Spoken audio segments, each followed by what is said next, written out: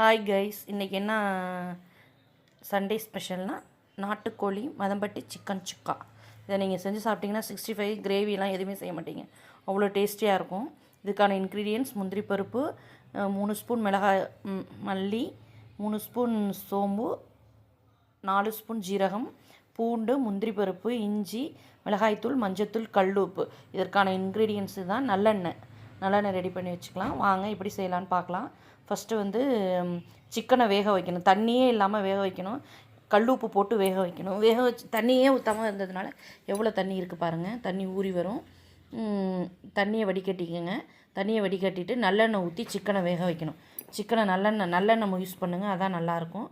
அப்புறம் மஞ்சத்தூள், மிளகாத்தூள், கல் உப்பு போட்டு நல்லா பிரட்டிக்கிங்க. பிரட்டிட்டு நல்லா கிளறிடுங்க. கல்லுப்பு, மஞ்சத்தூள், இதுதான். தண்ணியை நல்லா வடிகட்டிடுங்க. அந்த தண்ணியை வேஸ்ட் பண்ணாமல் சிக்கன் ரசம் வச்சுருங்க.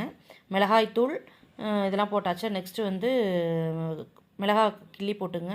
சோம்பு, மிளகு, ஜீரகம், இதை 3 நல்லா பைன் பேஸ்ட்டாக அரைச்சி அதில் கொட்டி கிளறிடுங்க. இந்த ரெடி ஆகிடுச்சு பார்த்தீங்களா, அவ்வளோதான். இஞ்சி, பூண்டு, முந்திரி பருப்பு, கருவேப்பிலை, கொத்தமல்லி போட்டு ஃபைனலாக கிளறிடுங்க. இவ்வளோதான். சூப்பராக இருக்கும். இது செஞ்சு பாருங்கள், கண்டிப்பாக டேஸ்ட்டாக இருக்கும். இதில் ஹைலைட்டே என்னென்னா முந்திரி பருப்பு தான்.